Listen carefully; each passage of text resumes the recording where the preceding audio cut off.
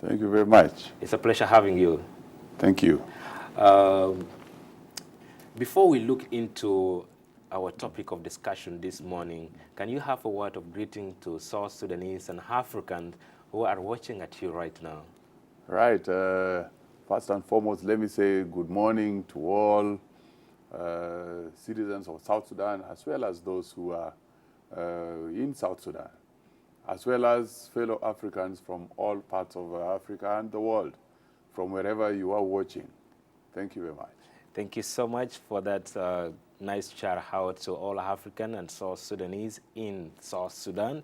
And coming to our topic of discussion, whereby we're talking about investment opportunities in South Sudan. Before we look at the opportunities, you have been meeting different stakeholders in South Sudan. What was your mission?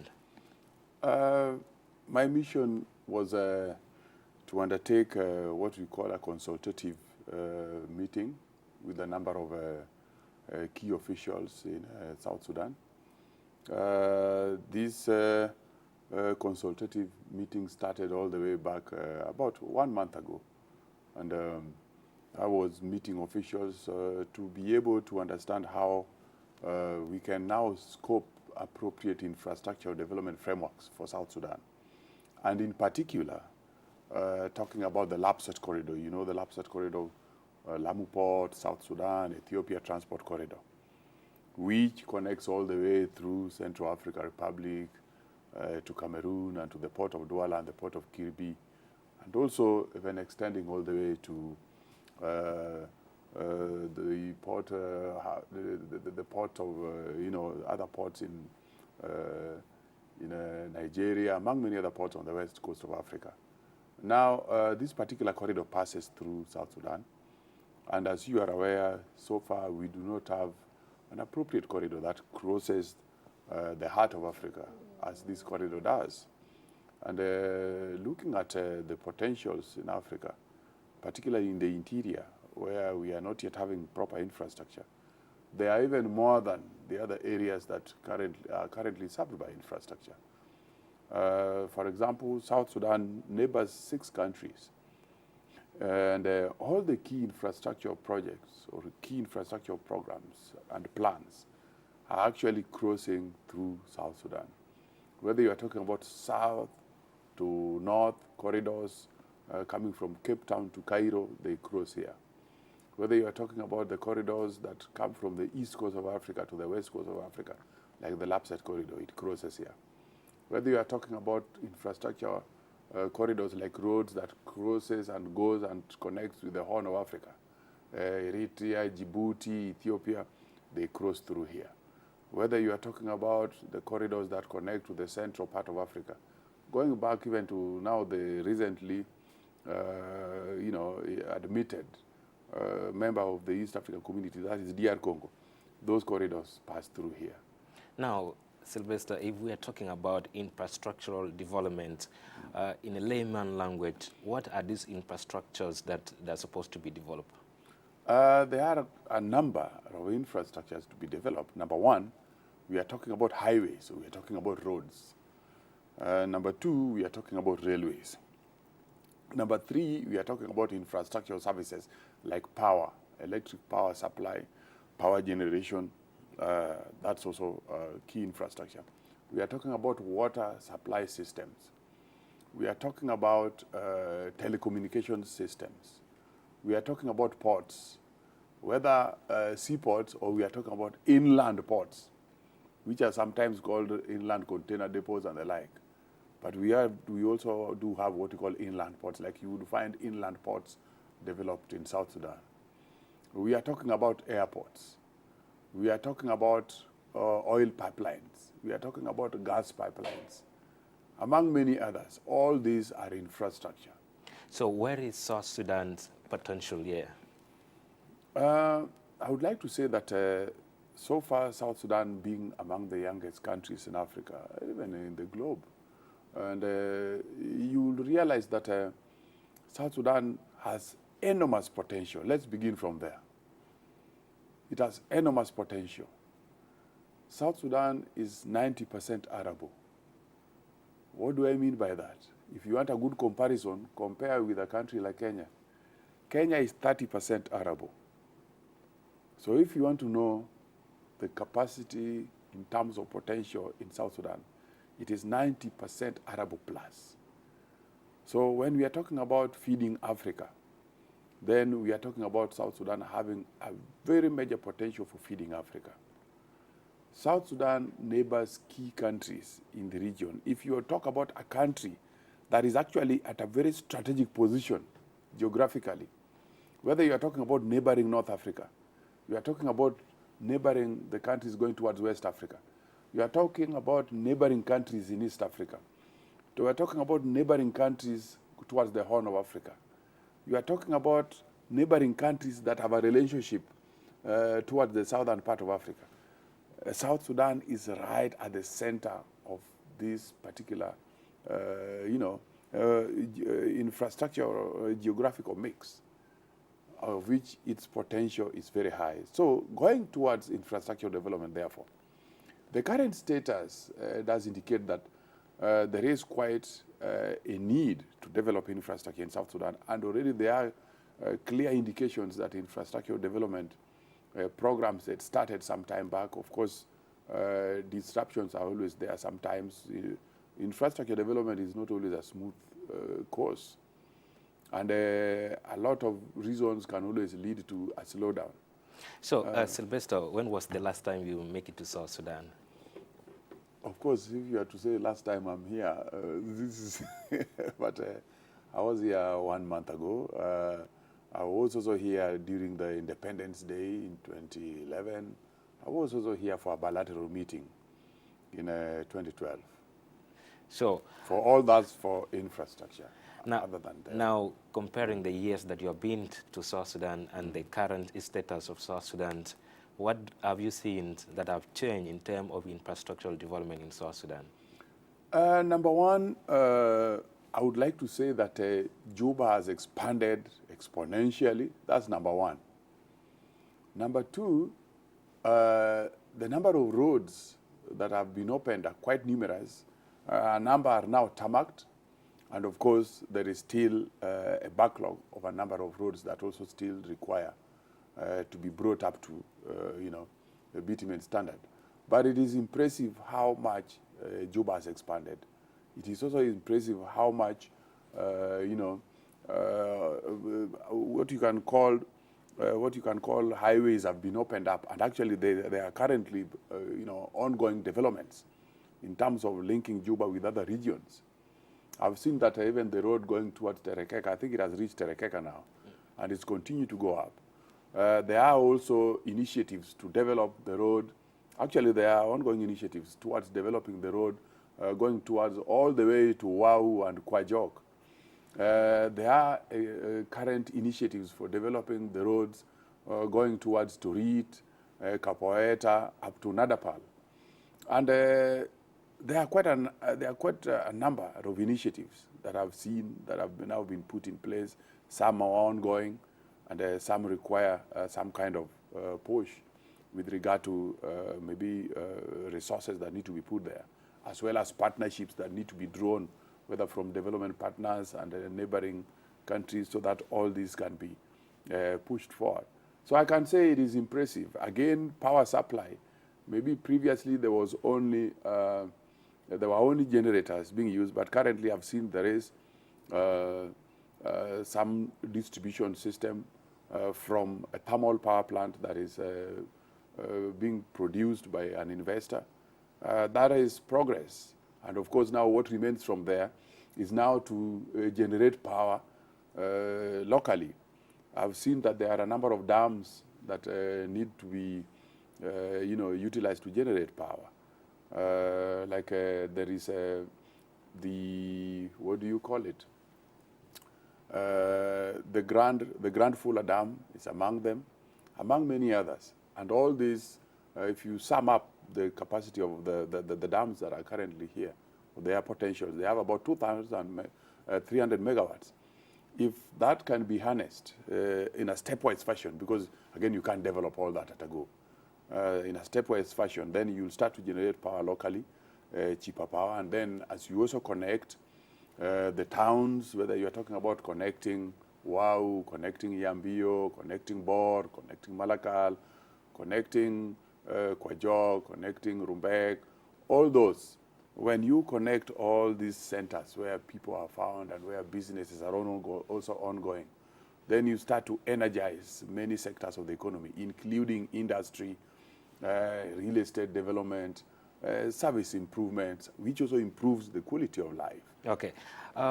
You have been meeting the top government official in the country, starting with Ayi Duang Aye, who is the chairperson of business community South Sudan, and you just mentioned in our sideline meeting that you met also with the Minister of Information and other different stakeholders in the country. What can you say about your meeting with these people? What was their stand? I would like to say that there is great optimism, if I can scope it appropriately. There is great optimism among the leaders of South Sudan. There is great enthusiasm for infrastructural development, because as you are aware, infrastructure is just like the bone structure of a human being. Without the bone structure, you know, human beings cannot stand. You need that kind of frame to stand and to be able to support you. So infrastructure is also like the human frame. So when you develop infrastructure, it means that you are also developing the physical frame that supports economic development in the country. And I've seen that kind of enthusiasm, I've seen that kind of interest, I've seen that kind of commitment, and I've seen equally the drive and the plea to which they are interested in attracting private sector investors into this country. And one thing that I would like even to communicate even to local people, South Sudanese, is that this is the great moment to start to look at investments. This is the great moment to look for investors, to attract them to come to South Sudan. Many times people outside Africa always think that coming to Africa is a dangerous affair. Sometimes you even see them giving advisories that don't move on the streets of such a country, don't go to such a country. But there are people there, including themselves, the ones who are giving those notices, don't go there. You'll find their nationals are there and enjoying a lot of life and even doing business. So what I would like to say is that let us go out. Let us get investors, both from within the country, within East Africa, within Africa, and from outside Africa. And let's create that partnership so that investments can start to take root in earnest in South Sudan, particularly to support infrastructure development, so to support services development, and also to invest in other various sectors of the economy, for example, industries, so that agriculture, and with agricultural potential in this country has the potential of feeding a major part of Africa, and not just Africa alone, up to beyond the African continent. So investing in agriculture will start to induce investment in agro-processing and as well as other value addition industries. And some of them will even lead, like for example, cotton. Like if you can do cotton on the plains, you can do cotton in the areas around Yambio, among many other places around the Nile River and the Nile Basin going up. All these areas have huge potential for producing cotton. And we know that textile industry in the world is currently looking up to Africa. Looking at the demand by the year 2030, there's going to be a business value of over $500 billion in terms of demand for textiles, particularly in Europe, Americas, and the like. And what I would like to say is that taking note of the fact that the eastern part of the globe, when you talk about Asia and the others, have been major suppliers to the global textile value chain. They are currently major consumers of the same textiles that they're also producing. So they are equally competing with markets that they used to supply.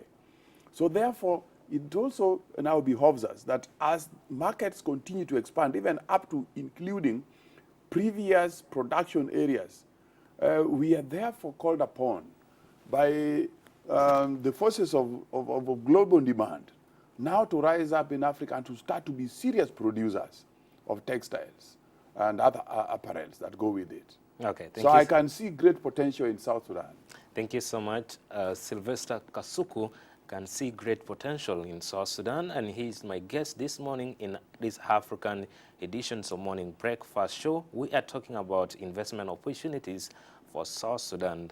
And remember, we are going to look also on the issues to do with factors hindering infrastructural development in South Sudan and in Africa. And my guest has been saying that South Sudan is having a potential, and that government officials and the community members and the common citizen of South Sudan need to look into ideas on ways of attracting investors to the country. Let's have a break, and we'll be right back shortly.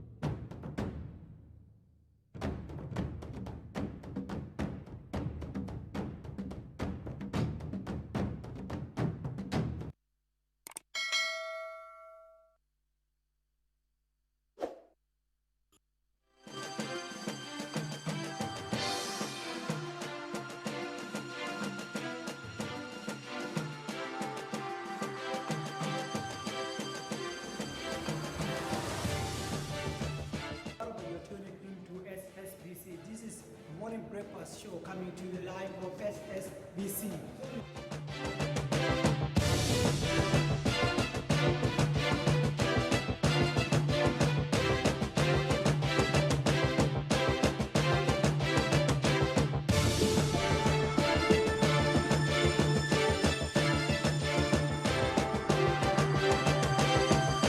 Good morning, South Sudan. Welcome to African Breakfast Show, SSBC, coming to you live from South Sudan capital, Juba.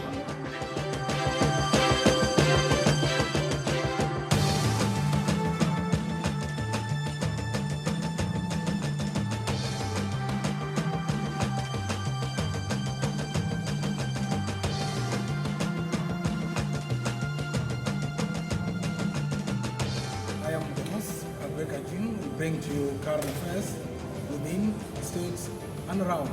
This is African Morning Breakfast Show.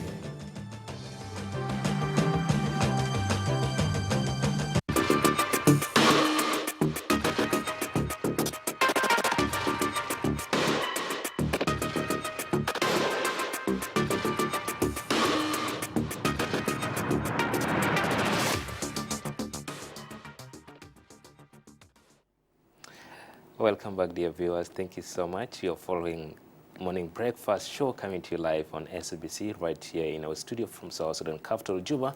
And in our today editions, we are exploring more on the ways of investment opportunities in South Sudan, and helping us understand more on this is Silvester Kasuku. Silvester Kasuku is an infrastructure development policy expert and is helping us to understand the investment opportunities for South Sudan. And as we go for break, we explore a lot on the ways that South Sudanese can attract investors into the country. And right from here, Silvester, welcome back. Thank you very much. Yeah, as we went for break, I said we'll come back and see what are the factors hindering infrastructural development in Africa, particularly in South Sudan. What do you think these could be the factors? By the way, issues of infrastructure are never country-specific, as it were, and as sometimes people tend to believe. You might find that, let me say that infrastructural development challenges are not just very country-specific. Sometimes they are regional, sometimes they are continental, and sometimes they are global. What I can say generally, even for infrastructure projects in Africa, which also includes South Sudan, is that even though sometimes investors want to invest, even though sometimes development partners want to support a number of initiatives, but what we call the ready pipeline of projects, what we call the ready list of projects is sometimes not available. What do I mean by this? These are projects which have already been studied through feasibility studies, projects which have already been designed, and projects which are actually ready to transact. Like somebody coming to you, like if you go to buy something from a shop, you want to buy juice, you cannot ask for the seeds of the juice to go and plant. You want the juice ready. You cannot ask, if it is a mango juice, you are not asking for the mango fruit so that you make juice yourself. You want to drink the juice, and you want it ready, and that it is ready for you to drink it there. So that is the same with infrastructure. If they are not yet ready, then those people looking for ready infrastructure projects, what you call pipeline of ready projects, or a list of ready projects, then you might find them not finding ready projects to finance or to take to invest into. And that's a challenge that is finding many countries in Africa. And that is why under the African Union, in 2012, around 2012, between 2012 and 2014, the African Union, together with development partners, particularly the African Development Bank, came up with what we call the Program for Infrastructure Development for Africa, what are called PEDA projects. And within the PEDA projects, about 52 projects were listed to be prepared in the continent. Under that, about 10 projects were also selected as being top priority in the continent. So out of the 52 projects, 10 projects have been selected, and among them is the Lapset corridor that is passing through South Sudan, which means this road that is passing through South Sudan is now a continental priority, which therefore means that its preparation can be supported by through many initiatives and by a number of development partners who can actually come on board when called upon. And this is the major challenge that faces many African countries. And that is why now this kind of prioritization program was created, so that many countries and many regions, what we call the regional economic communities, can now be supported to come up with projects that can now be taken for development. Number two is the issue of financing. A number of times financing also becomes challenging because of the enormity or the size of the budgets that are required to support a number of projects. And a lot of times countries might be constrained with what we call the national budget that is usually read on an annual basis. And many countries have not found a country that says that is now national budget is so ready, so available, and so flowing that it can finance all projects. And these are global issues within the continent. And South Sudan is not precluded. The other bit is also maybe some of the factors that we can consider as in terms of economic rate of return. Let's say if a private sector was supposed to come and invest on a road, private sector investors look at traffic. So they might say, no, there isn't enough traffic. If I were to do tolling, and many roads in the continent are not very easy to toll, because sometimes they are even maybe the only road. When you want to do a road for tolling, let's say particularly if it is being built by private sector, you need to provide an alternative so that the person who has no money to pay for a toll or does not want to pay for a toll can actually go into another route or can take an alternative route, even if it means that route is slightly longer, or in the case of the urban roads or interurban busy highways, maybe it is congested. So somebody would not mind taking a little bit longer on that road. So these are some of the issues that affect infrastructure development in Africa. And I believe where South Sudan is today, there is a growing readiness for, number one, being supported by development partners to prepare the projects.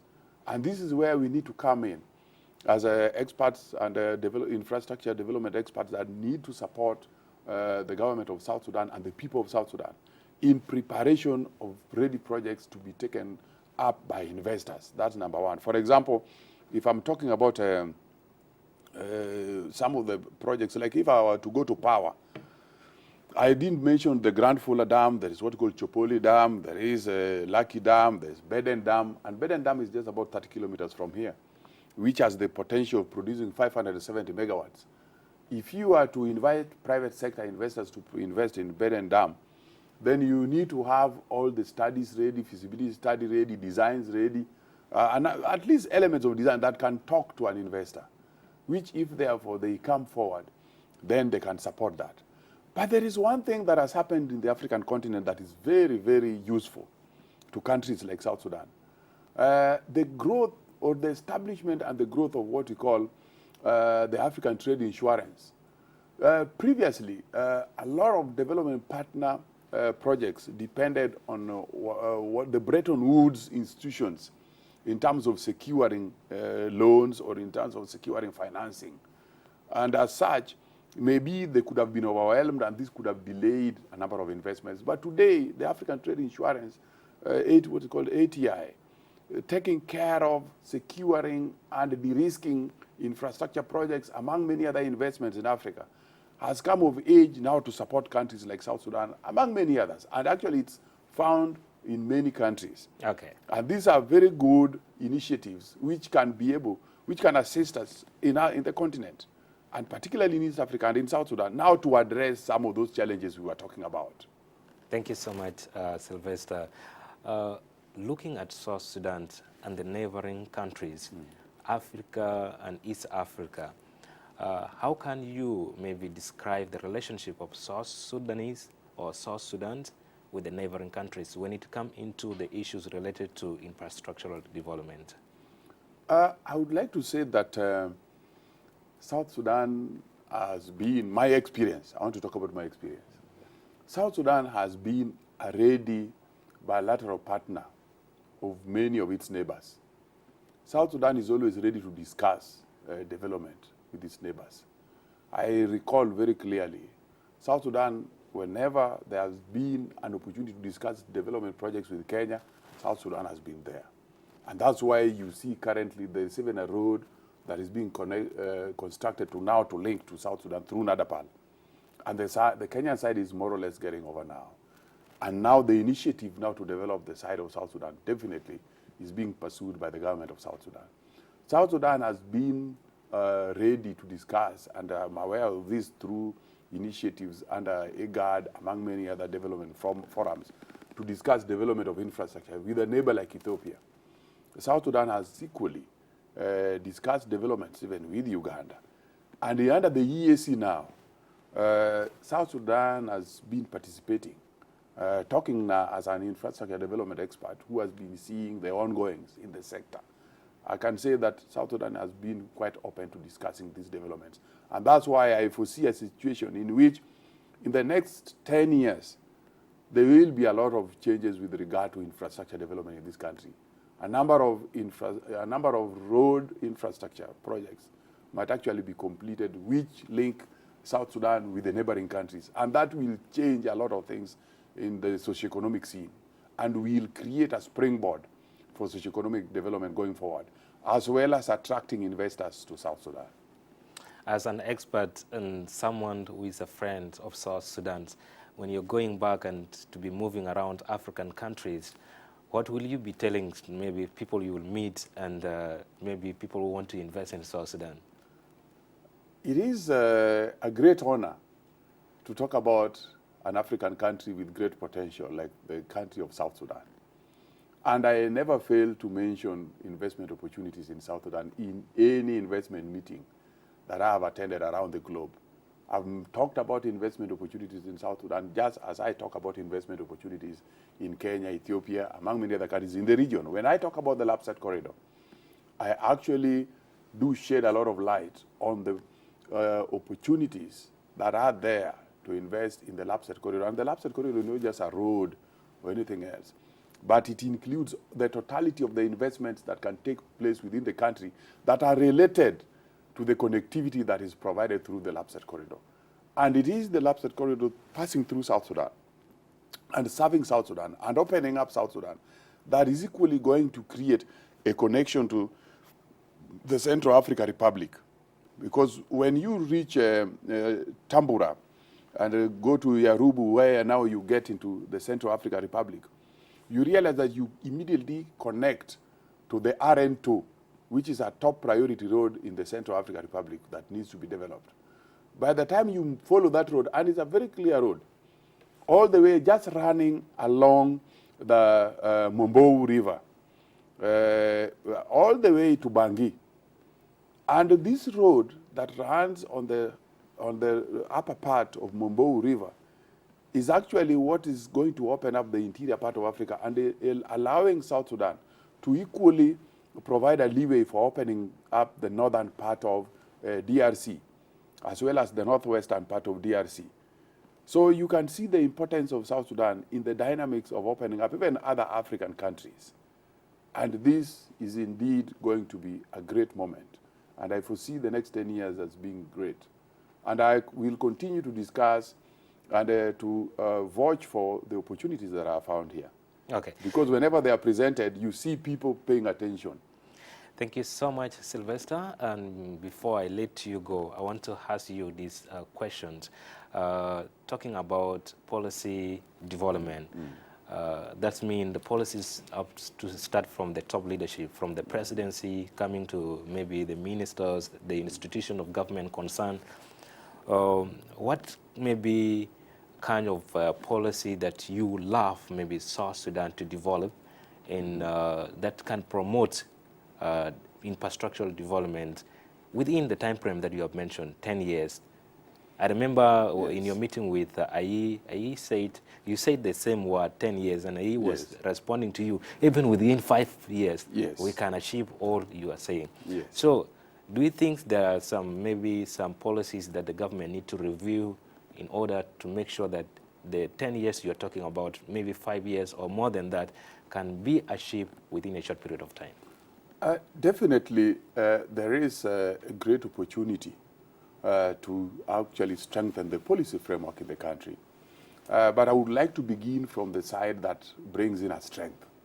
Number one, South Sudan has identified key infrastructural corridors that are supposed to serve the country. That's number one, which is a great plus.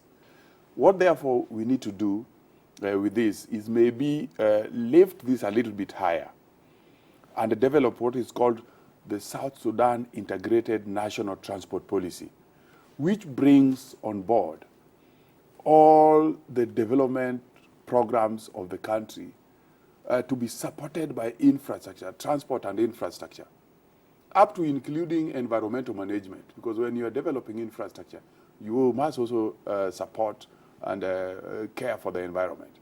It equally goes as far as securing land, reserving land required for all the infrastructural corridors.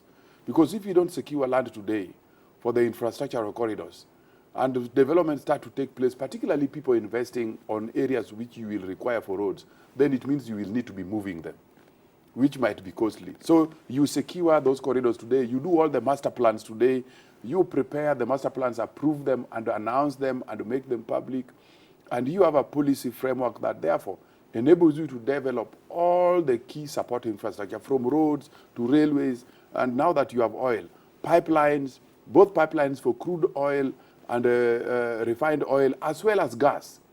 And energy, you are talking about energy, and in this energy you are talking about electricity, and you are also talking about energy that can also be derived from oil and gas. For example, you can actually do power generation using gas. You are talking about water. You are talking about ICT, cable, fiber cable, the backbone, as well as the distribution network in the country and the metro systems for all the urban areas in South Sudan. You are talking about industries, because the moment you are going to be investing in agriculture, you are going to generate critical raw materials that you need. And the greatest thing about the land in South Sudan is that you can grow all the key crops, as well as crops that's for direct consumption by human beings, as well as crops that or materials that you need to run industries, like cotton, like sugar, among many other things that can be used, and even the byproducts of sugar, like the sugar bagasse, can actually be used to produce paper.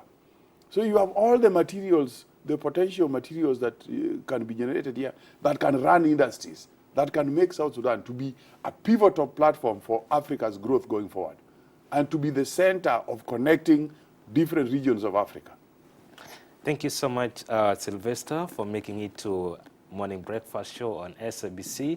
And just to call it a time, you have been a resourceful guest in our show, and this will not be the last time to have you. I believe we have touched all the aspect of infrastructural development, and maybe next time we'll go in specifically when you will have times. And because of time, I would like to say it. Thank you so much for making it. What could be your message and advice to South Sudanese who are following this show right now?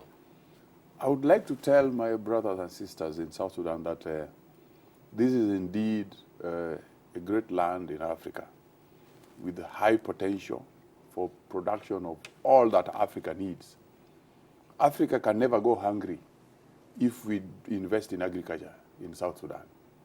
Africa can never lack connectivity if we invest in infrastructure development in South Sudan. And today, logistics, the cost of logistics in Africa is 50% to 150% higher than other jurisdictions. For example, if you're bringing goods from China or Japan to a port in Africa, the moment you start to move them now inside Africa, the costs go up, even for shorter distances, just because we lack integration infrastructure. The moment we put up this integration Africa, one of the best beneficiary countries is South Sudan. And the best beneficiary people are the people of South Sudan. I would urge them to be at the forefront of marketing South Sudan, as well as preparing investment opportunities, as well as preparing projects that need to be prepared in South Sudan for investors to come upon, as well as discussing with investors who can partner with South Sudanese to come and invest in these projects. I believe the greatest potential in Africa is found around South Sudan.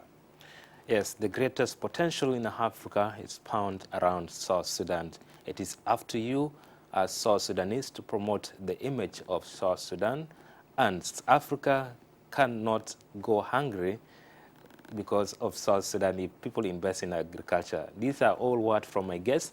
And thank you so much, dear viewers, for following African Morning Breakfast Show on SABC. In our today edition, we have been exploring more on the ways of investment opportunities in South Sudan. And it has been a pleasure having my guest, Silvester Kasuku, one of the infrastructural development policy expert, helping us understanding the opportunities for South Sudan to attract more investors into the country. For me, Majur Cholkor, and the team in the studio, we do say thank you so much for following African Morning Breakfast Show. Don't hesitate to follow us again in other editions of Morning Breakfast Show. And to my guests, allow me to say it, I'm profoundly honored and exceedingly humbled to be hosting you in Morning Breakfast Show.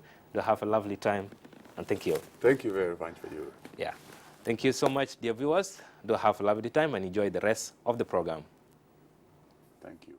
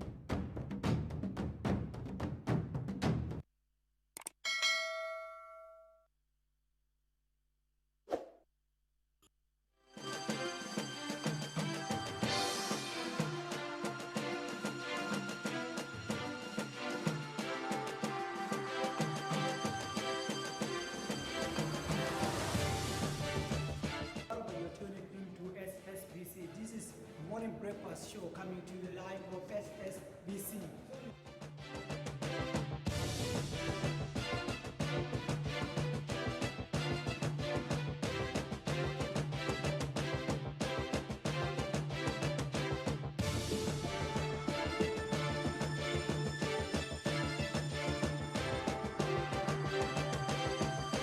Good morning, South Sudan.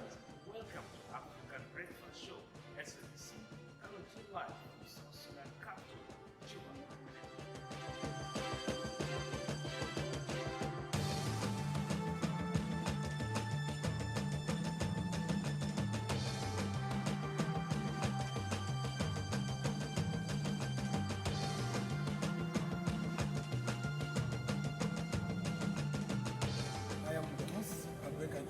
bring to you current affairs within states and around.